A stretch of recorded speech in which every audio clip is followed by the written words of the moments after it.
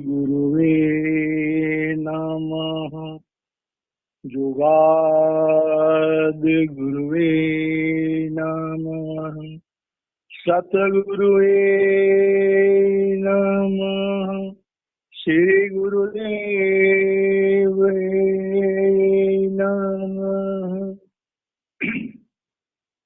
शान कृपाल रूहानी मिशन के मौजूदा सदगुरु संत राजेंद्र सिंह जी महाराज की असीम कृपा से हम सब भाई बहन स्पिरिचुअल टॉक चैनल पर सत्संगों का आनंद ले रहे हैं।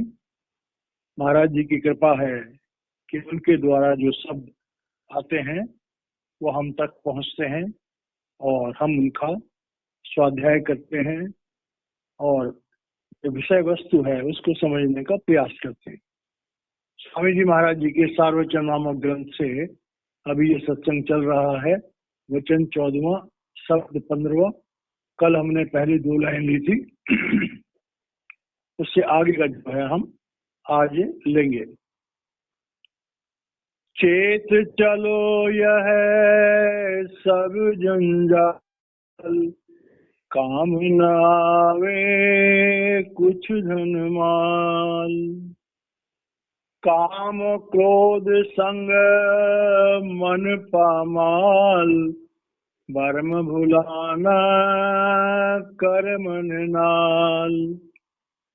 काम क्रोध संग मन पामाल, भरम भुलाना कर मन नाल।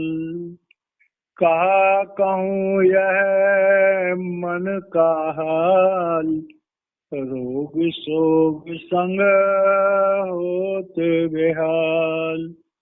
कहा कहूँ यह मन का हाल, रोग शोक संग होत बेहाल। चेत चलो यह सब जंजाल। प्यारे भाई और बहनों, हम जब महापुरुषों के लफ्जों को पढ़ते हैं, सुनते हैं, तो उनसे हमें एक अलग किस्म की भावना समझने को मिलती है। आम इंसान इस संसार को एक सच्चाई समझता है। इस शरीर को, इस मन को, इन इंद्रियों को, इन रसों को, इन भोगों को, इन लज्जितों को वास्तविक समझता है और अपने मन और इंद्रियों से उसमें डूब जाता है। आत्मा क्योंकि मन के साथ जुड़ी हुई है, इसलिए आत्मा को भी साथ में जाना पड़ता है।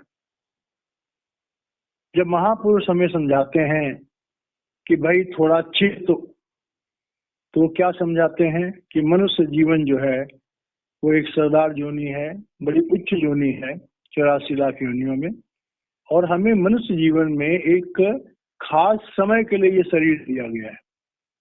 ये शरीर एक न एक दिन नाश हो जाएगा और इस शरीर में वो सब पदार्थ मौजूद हैं जिनके द्वारा हम आत्मज्ञान प्राप्त कर सकते हैं, परमात्मा ज्ञान प्राप्त कर सकते हैं, मोक्ष प्राप्त कर सकते हैं। ये जो संदेश है ये महापुरुषों का पहला बेसिक संदेश होता है कि भाई इस संसार के इस माया जाल को समझो। इस संसार का जो ये भौतिक संसार है, इसमें आत्मा किस बुरी तरह फंस गई है और एक तरह से आत्मा अपने निज घर से दूर हो गई है और हमारी आत्मा को लेने के लिए वो परमात्मा सदगुरु के रूप में दुनिया में आया हुआ है। तो पहली 2 लाइनों का जो हमने कल जो लिया है, जो सब पढ़ा है, उन 2 लाइनों का यही मेन जो भावार्थ था कि हमारा जो जीवन है, जो हमारा जो ये मौजूदा मनुष्य जीवन है, ये जिस हिसाब से हम लोग जी रहे हैं, जिस हिसाब से हम लोग इसका फायदा उठा रहे हैं, वो इतना उचित नहीं है। हमें मनुष्य जीवन को कैसे जीना चाहिए इसके बारे में स्वामी जी महाराज हमें समझा रहे हैं। तो उनकी पहली शिक्षा जो कल हमने जिसको समझने का प्रयास किया था कि भाई ये संसार एक माया जाल है, एक धोखा है, हमेशा रहने वाला नहीं है। इस संसार में अगर इस जीवन की सच्चाई को इस जीवन के मर्म को हमें जानना है तो हमारे जीवन में एक समर्थ सद्गुरु होना चाहिए, और समर्थ सद्गुरु जो है वो हमें हमारी आत्म जागृति देता है। समर्थ सद्गुरु जो होता है सबसे पहले हमारी आत्म जागृति करता है। तो पहली जो कल हमने 2 कड़ियां पढ़ी थी उसमें हमारी आत्म जागृति एक समर्थ सद्गुरु के द्वारा कैसे की जा सकती है और कैसे समझना चाहिए उसके बारे में हमने कल समझा था। अब आज जो तीसरी कड़ी है उसमें है कि काम क्रोध संग मन पामाल भरम भुलाना कर्मन नाल, कि हमारा जो मन है ये काम क्रोध लोभ मोह अहंकार में ये पामाल है, मतलब लिबड़ा हुआ गंदा हो चुका है और हम एक भ्रम में भूल रहे हैं, हम उस सच्चाई को भूल चुके हैं और हम कर्मों के विधान में फंसे पड़े हैं। अब इस बात को जो ये तीसरी कड़ी में हमें बताई गई है उसके लिए एक बहुत ही सुंदर एक दृष्टांत है। एक फकीर जो है ख्वाजा हाफिज एक फकीर है, उनका एक शेर है, बड़ी गहराई से हम अगर उसको समझेंगे तो हमें इस कड़ी का मतलब समझ में आएगा। तो शेर है कि दर में आने कार्य दरिया तख्त बंदम कर दई बाद में गोई की दामन कर मकुन होशियार बास। एक बार फिर सुने कि दर में आने कार्य दरिया तख्त बंदम कर दई और बाद में गोई की दामन तर मकुन होशियार बास। ख्वाजा पिछले शेर कहता है कि उस परमात्मा ने, उस खुदा ने हम इंसानों के साथ इतना बड़ा मजाक किया कि जैसे एक लकड़ी के तख्ते पर किसी इंसान को लटा दिया जाए और उसके पैर से लेकर के उसके सर तक उसे रस्सियों से बांध दिया जाए, न वो पैर हिला सके न हाथ हिला सके, और उसे उठा करके किसी समुद्र में डाल दिया जाए। अब समुद्र में ऊंची लहरें भी आ रही हैं, नीची लहरें भी आ रही हैं, वो बह रहा है और उसे आदमी से खबरदार तुम्हारे कपड़े गीले नहीं होने चाहिए। तो शायर कहता है कि ये कैसे मुमकिन है, ये कैसे मुमकिन है। तो हम इंसानों का हाल जो है करीब करीब इसी तरह का कि जब हम हमारी जीव आत्मा को ये मनुष्य शरीर दिया जाता है तो हमारे करोड़ों जन्मों के प्रारब्ध कर्म जो होते हैं, करोड़ों जन्मों के जो हमारे कर्म हैं जिन्हें हम संचित कर्म कहते हैं, उन कर्मों में से थोड़े से कर्म लेकर के पहले बने प्रारब्ध फिर बना शरीर। तो हमारे प्रारब्ध कर्मों को संचित कर्मों में से कुछ अच्छे बुरे कर्म मिला के लिए जाते हैं, उससे हमें हमारा प्रारब्ध से बनता है और प्रारब्ध कर्मों के मुताबिक ही हमें शरीर मिलता है, हमारे मन की वृत्ति मिलती है, हमें माता पिता मिलते हैं, भाई बहन, जो भी हमारा संसार है वो हमें मिलता है प्रारब्ध कर्मों के कारण से। अब क्योंकि हमने कितने जन्म पहले लिए हैं तो वो संचित कर्मों का कोई इसका हिसाब नहीं है। अब उन प्रारब्ध कर्मों के कारण से जब हम दुनिया में पैदा होते हैं तो हमारा 75% जीवन, 75% जीवन जो है हमारा पूर्व नियोजित होता है, उसमें हम कोई बदलाव नहीं ला सकते।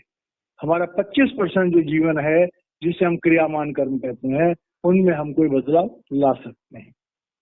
तो यहाँ पर स्वामी जी महाराज कह रहे हैं कि काम क्रोध संग मन पामाल भरम बुलाना कर्मन नाल।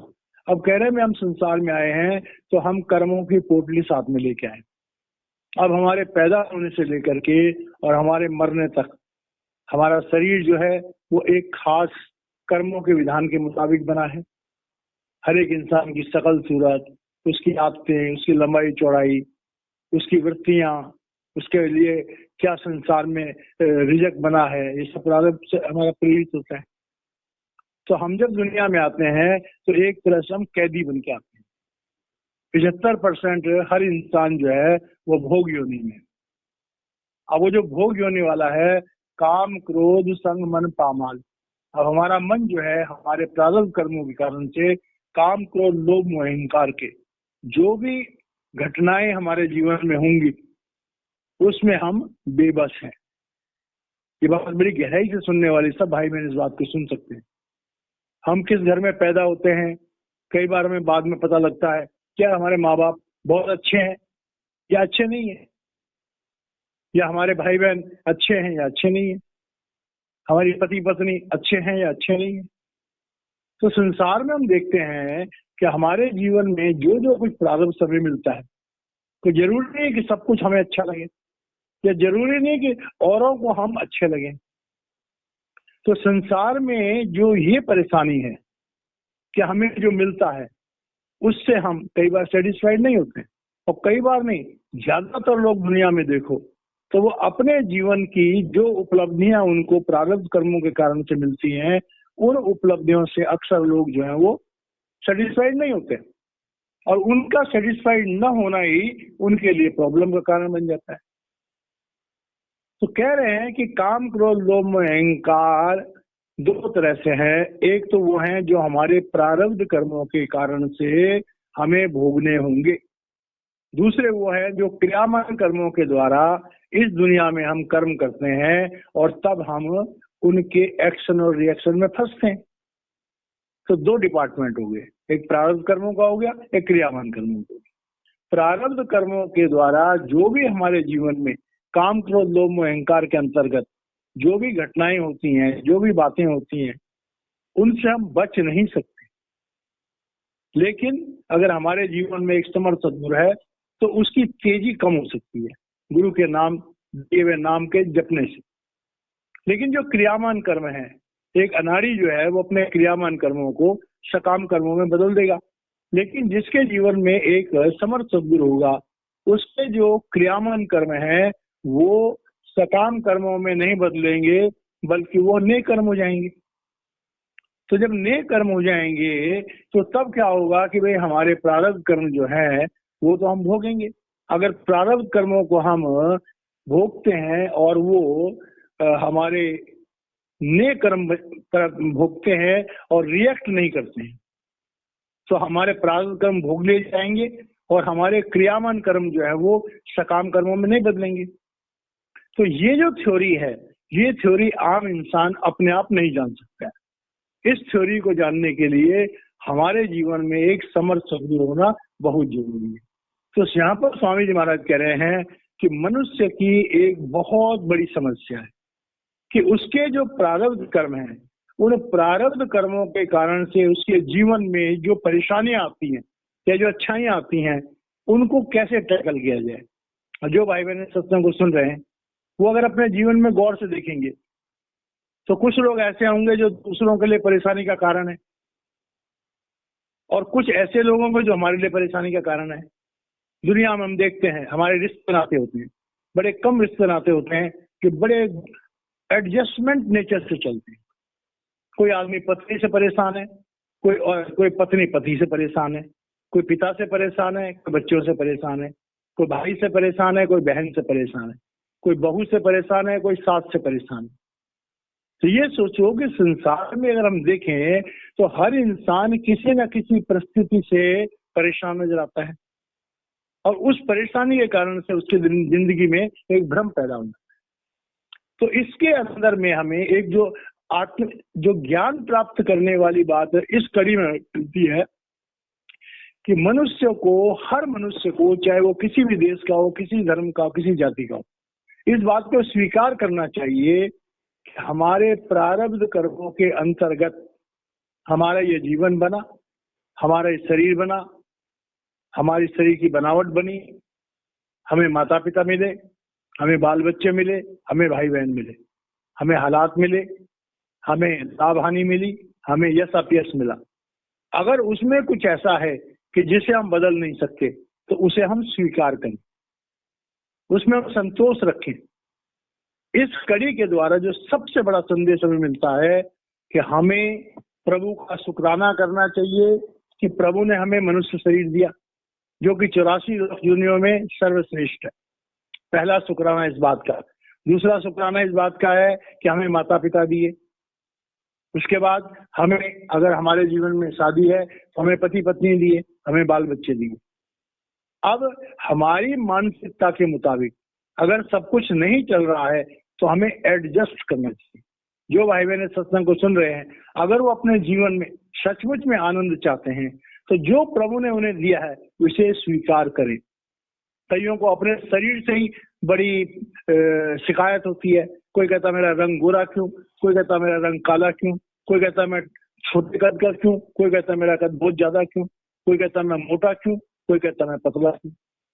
अरे भाई, प्रभु ने सोच समझ करके हमारा शरीर बनाया है, प्रभु ने सोच समझ के हमें माता पिता दिए हैं। तो इस कड़ी के द्वारा जो संदेश स्वामी जी महाराज में देना चाहते हैं कि हमारे जीवन में संतोष, हमारे जीवन में शुक्राना परमात्मा का। क्योंकि अगर हम गौर से देखें तो हमारा शरीर है, ऐसे बहुत सारे लोग हैं जिनके अंग भंग है, किसी के हाथ नहीं है, किसी के पैर नहीं है, किसी की आंखें नहीं है, कोई बोल नहीं सकता, कोई सुन नहीं सकता। अगर हम उन लोगों को देखें कि जिनके जीवन में अथाह परेशानियां हैं, तो हमें अपना जीवन स्वर्ग जैसा लगेगा। इसी तरह से परिवार में है, कई लोग इतने बुरे होते हैं कि दूसरों का जीना हराम कर देते हैं।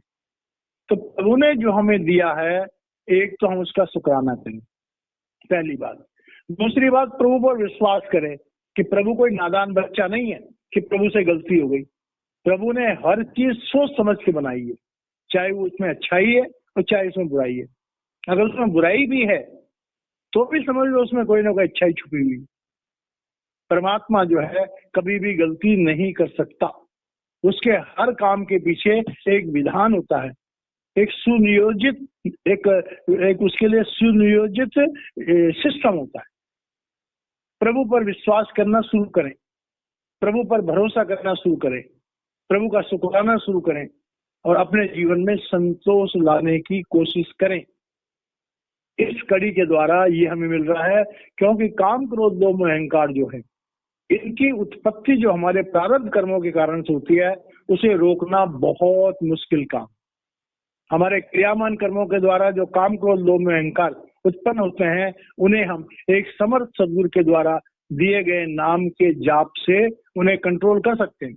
एक समर्थ सद्गुरु के रहमो कर्म में रह करके हमारे क्रियामान कर्म जो है वो नेक कर्म में बदल सकते हैं। तो ये संदेश स्वामी जी महाराज जी का है कि अपने जीवन की पड़ताल दो तरह से करो। एक तो ये करो कि प्रभु ने अच्छा बुरा जो दिया है मुबारक है, और दूसरा ये करो कि हम क्रियामान कर्मों के द्वारा कोई भी ऐसा काम न करें कि हमारे जो क्रियामान कर्म है वो सकाम कर्मों में बदल जाए और उनका फल देने के लिए हमें दोबारा जन्म लेना पड़े। तो ये बात अगर हम देखेंगे तो हमारा क्या होगा, कहा कहूं या मन का हाल, रोग सोग संग हो तो ध्यान। अब देखिए, संसार के जो लोग हैं, क्या पढ़े लिखे, क्या अनपढ़, क्या गांव के, क्या शहर के, क्या हिंदुस्तान में रहने वाले, क्या अमेरिका में रहने वाले, क्या अरबपति खरबपति और क्या साधारण इंसान, दुनिया में देखो इतना बुरा हाल है। लोग इतने फ्रस्ट्रेटेड हैं, पढ़ने वाले पढ़ते पढ़ते चले जाते हैं, जब पढ़ाई की अंतिम सीमा पे जाते हैं तो वहां फ्रस्ट्रेट हो जाते हैं। मतलब ये देखो कि कोई सिस्टम नहीं है, अमीर भी दुखी, गरीब भी दुखी, पढ़ा लिखा भी दुखी, अनपढ़ भी दुखी, गांव वाला भी दुखी, शहर वाला भी दुखी। क्यों कि सारे के सारे जो है वो कर्मों के विधान से अपने आप को अलग नहीं कर पा रहे हैं। तो कह रहे हैं कहाँ कहूं या मन का हाल, रोग शोग संग होत बिहार। तो स्वामी जी महाराज कह रहे हैं कि पहली दो कड़ियों में हमने आत्मा और सदगुरु के बारे में समझा था, इन दो कड़ियों में अब हम कर्मों के विधान और मन के बारे में समझेंगे। तो स्वामी जी महाराज कह रहे हैं कि एक इंसान का जो शरीर है, इसमें एक तो उसका जो डिपार्टमेंट है वो है हमारा पंच भौतिक शरीर, जो कि 5 भूतों से बना हुआ है। उसके अंदर जो है हमारे जो इंद्रियां हैं, ये सारा सिस्टम है बॉडी का। और दूसरा है हमारा मन का डिपार्टमेंट, और तीसरा हमारी आत्मा का डिपार्टमेंट। तो भाई आत्मा का चार्ज जो है वो तो सदगुरु के पास जाकर के ही हमें समझ में आ सकता है। मन के लिए हमारे पास जो है वो बहुत सारा साहित्य उपलब्ध है। गीता में भी आता है कि मनः वेग तरंगाणाम शरीरो मनोरथा, कि मन जो है तेज दौड़ने वाले घोड़ों की तरह से है और शरीर रथ की तरह उसके पीछे भागता है। अर्जुन भी कहता है चंचल है मना कृष्णा प्रमाथि वलवत दृढ़म तस्याह निग्रम मन्ये वायु दुष्कर्म। अर्जुन भी कहता है कृष्ण, इस मन को काबू करना जो है वायु को काबू करने के जैसा है, बड़ा मुश्किल काम है इसको काबू करना। तो स्वामी जी महाराज कह रहे हैं कि भाई अपने पहले तो आत्मा को समझो। आत्मा की समझ आएगी जब हम किसी समर्थ सदगुरु के पास जाएंगे, पहली बात। अब दूसरी बात आ जाती मन। तो मन को साइंटिफिक एंड लॉजिकल तरीके से समझने से हम एक लिमिटेड दायरे तक जा सकते हैं। महापुरुष कहते हैं कि भाई हमारे 3 मन है, एक है चेतन मन, एक है अवचेतन मन और एक है अचेत मन। तो चेतन मस्तिष्क जो है, जब हम पैदा होते हैं तो जो भी हमारे दिमाग में स्टोर होता है वो चेतन मस्तिष्क में जाता है। जो चीज हमारे यूज में रेगुलर नहीं होती है वो अवचेतन में चली जाती है। और जब से हम पृथ्वी पर आए हैं, जब से जीव आत्मा परमात्मा से अलग हुई है, तब से जो रिकॉर्ड है वो अचेत मन में है। तो हमारे मन को अगर असल में हमें समझना है वो तभी समझ में आएगा जब एक समर्थ सदगुरु के हम नाम लेंगे और नाम लेके मेडिटेशन करेंगे। और मेडिटेशन करके जब हमारी आत्मा आज्ञा चक्र पर आएगी और आज्ञा चक्र पर आकर के वहां पर एकाग्र होगी, तो आज्ञा चक्र पर एकाग्र होने के बाद तब हमारा जो चेतन मस्तिष्क है वो सही ढंग से काम करता है। जो अवचेतन मस्तिष्क है वो रीअरेंज होता है। और जो अचेत मस्तिष्क है, जब हम समाधि में जाते हैं तो वो भी एक्टिवेट हो जाता है। इसीलिए जो महापुरुष होते हैं वो भूत भविष्य और वर्तमान को जानने वाले होते हैं, क्योंकि हमारे अचेत मस्तिष्क में जब से हम प्रभु से अलग हुए तब से लेकर के अब तक के सारा रिकॉर्ड उसके अंदर है। लेकिन वो तभी संभव है जब हम गहरी समाधि में जाते हैं। तो ये जो भेद की बातें हैं, स्वामी जी महाराज कह रहे हैं कि भाई देखिए, संसार में जो साहित्य उपलब्ध है, जो ज्ञान उपलब्ध है, वो ज्ञान है जो महापुरुषों ने प्रकट किया और प्रकट करने के बाद उसे लिपिबद्ध किया और लिपिबद्ध करने के बाद लोगों ने समझा। तो वो ज्ञान जो त्रेता युग में था, जो द्वापर युग में था, आज उस ज्ञान को लोगों ने सिंप्लीफाई करके बना दिया। अब भगवान कृष्ण ने अर्जुन को द्वापर के अंत में महाभारत के युद्ध में जो ज्ञान दिया था, आज गीता में उसका उपलब्ध है। लेकिन जो ज्ञान भगवान कृष्ण ने अर्जुन को दिया था, जिस स्टाइल में दिया था, जिस भावना से दिया था, आज का इंसान उस ज्ञान को उस ओरिजिनल तत्व के रूप में शायद नहीं जान पाए। क्योंकि आज हमारी जो बुद्धि है, आज हमारा जो विवेक है, आज हमारा जो अंतर के अपने अवचेतन और अचेत मस्तिष्क को यूज करने की जो क्षमता है वो इतनी नहीं है। हम लोग सुनते हैं कि पहले जो ऋषि मुनि हुआ करते थे उन्हें लाखों लाख श्लोक जो हैं पूरे के पूरे याद होते थे। उनकी मेमोरी इतनी ज्यादा होती थी कि आज के जो है वो जो आर्टिफिशियल इंटेलिजेंस समझ लो कि जिसके पास अनलिमिटेड नॉलेज है, ऐसे पहले लोग जो है ऋषि मुनि हुआ करते थे। तो स्वामी जी महाराज कह रहे हैं कि भाई मनुष्य शरीर प्राप्त करके सबसे इंपॉर्टेंट काम है हमारे जीवन में दुनियावी ज्ञान के साथ साथ आध्यात्मिक ज्ञान के लिए भी एक समर्थ सदगुरु, एक काबिल मुर्शिद होना चाहिए। और काबिल मुर्शिद से उस आध्यात्मिक ज्ञान को लेकर के सबसे पहले हमें आत्म जागृति की कोशिश करनी चाहिए। जब हमारी आत्म जागृति के लिए हम नाम जपेंगे तो नाम जो है, नाम जपने से हमारा मन के ऊपर जो मैल जमी हुई है वो साफ होती है। और मन की मैल क्या है? अज्ञानता। तो मन की जो अज्ञानता है वो समझ नहीं पाता अपने प्रारब्ध कर्मों को और क्रियामान कर्मों को।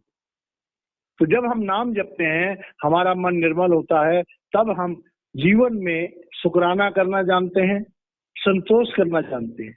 जब शुक्राना और संतोष हमारे जीवन में आ जाता है तब हम प्रारब्ध कर्मों को भोगने में सक्षम होते हैं। जैसे सत्संगों में आता है कि प्रारब्ध कर्मों का असर क्या है कि जैसे मारण मुखिया तिना न मारी धूम और आपन लेकर जाइए पैर तिना दे चुम। जो तुमसे दुर्व्यवहार करता है एक बार उसकी बात को सुनो, समझो। हो सकता है कि तुम्हारे किसी प्रारब्ध कर्म के कारण से वो प्रेरित हुआ हो सकता है तुम्हारे कोई क्रियामान कर्म के कारण से वो प्रेरित हुआ हो। तो दुनिया में हम क्या करते हैं, जरा किसी ने हमें कोई गलत लफ्ज बोला, लोग गाली दे बैठते हैं, कई लोग हाथ भी चला देते हैं, कई लोग डंडा मार देते हैं। तो भाई हम जो संसार में रिएक्ट करने में इतनी तेजी करते हैं, हमें उस पर सोच विचार करना चाहिए। पहले सोचो, पहले तोलो, सोचो फिर बोलो।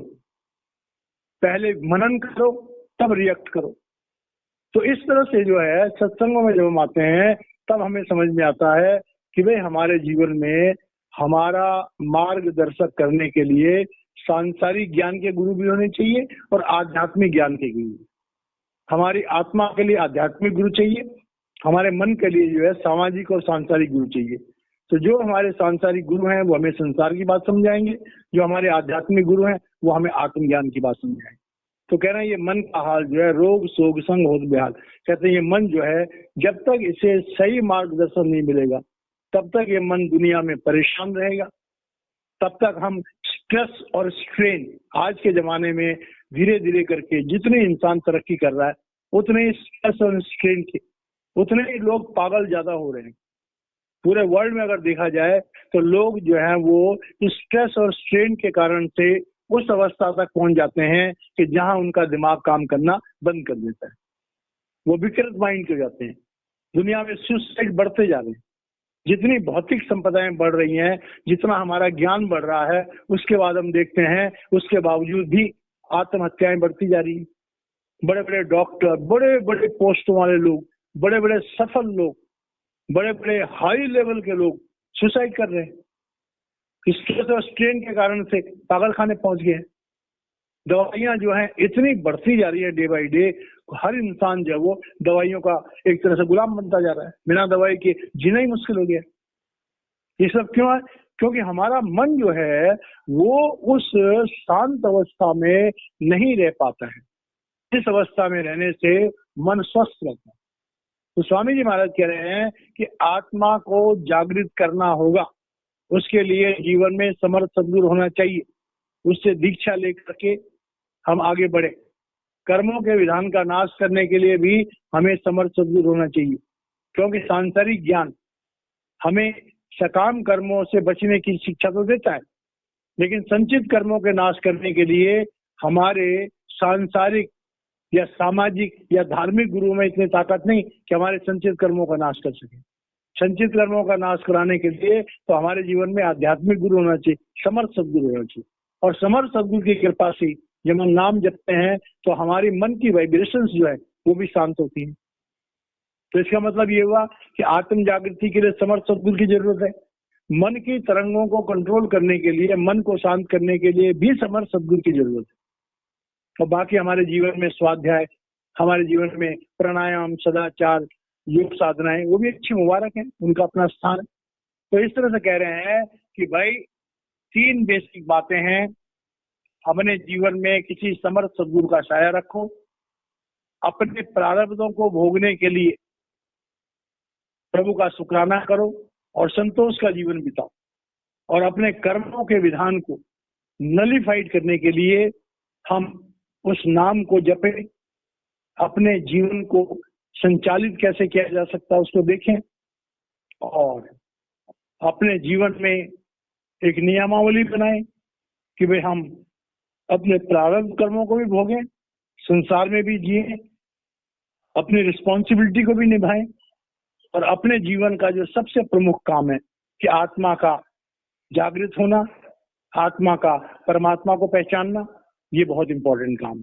तो स्वामी जी महाराज कह रहे हैं कि भाई मनुष्य जब दुनिया में आता है तो एक बहुत बड़ी बरकत है, और दुनिया में आकर के अगर वो सद्गुरु से जुड़ जाता है तो उसके भाग खुल जाते हैं, और जब वो नाम से जुड़ जाता है और सद्गुरु के दिए हुए नाम को फलीभूत करता है तो उसका यमराज से, इस त्रिलोकी से, और वो त्रिगुणातीत होने की अवस्था में पहुंच जाता है, और उसका जो मनुष्य जन्म प्राप्त करने का परम उद्देश्य था उस परम उद्देश्य को वो प्राप्त कर लेता है। तो जो भी हम महापुरुषों के साहित्य को पढ़ते हैं, महापुरुषों की शिक्षाओं के बारे में अगर चर्चा करते हैं तो उनका तो एक ही काम होता है कि भाई तुमने मनुष्य जन्म प्राप्त किया, और मनुष्य जन्म प्राप्त करके एकमात्र उद्देश्य है कि मनुष्य जीवन प्राप्त करके हम अपनी आत्मा को जागृत करें, और अपनी आत्मा की जागृति के बाद अपने सद्गुरु की मदद से हम उस आत्मा को पहचाने और आत्मा को मन इंद्रियों के चंगुल से मुक्त कराएं, और कम से कम हम प्रब्रह्म के देश में जाने वाले हो जाएं। एक बार हम प्रब्रह्म के देश में चले गए तो हमारे कर्मों का विधान खत्म हो जाता है, और उसके बाद अगर हम शरीर छोड़ते हैं तो उसके बाद सीधा जो है हम उस दयाल देश में प्रभु की उस दुनिया में चले जाते हैं जिस दुनिया में जाने के बाद दोबारा हमको पृथ्वी पर नहीं लौटना पड़ेगा। और हमारा सौभाग्य है कि पृथ्वी पर हर समय कोई ना कोई समर्थ सदगुरु जो है वो मौजूद रहता है, जिससे जीवों को सहायता मिल सके। आज के समय में सावन कृपाल रूहानी मिशन के मौजूदा सदगुरु संत राजेंद्र सिंह जी महाराज एक समर्थ सदगुरु हैं, जो इस अमर विद्या को जानने वाले हैं, प्रैक्टिकल जानने वाले हैं। लाखों लोगों को उन्होंने इस अमर विद्या से जोड़ा है। जो भाई बहन इस अमर विद्या के बारे में जानना चाहते हैं तो सावन कृपाल रूहानी मिशन के संत मौजूदा सदगुरु संत राजेंद्र सिंह महाराज जी से कांटेक्ट करके इस विद्या को जान सकते हैं, ज्ञान प्राप्त कर सकते हैं, अपने मनुष्य जीवन को सफल बना सकते हैं। इन शब्दों के साथ वाणी को विराम देते हैं। आगे का कल होगा। जय महाराज जी।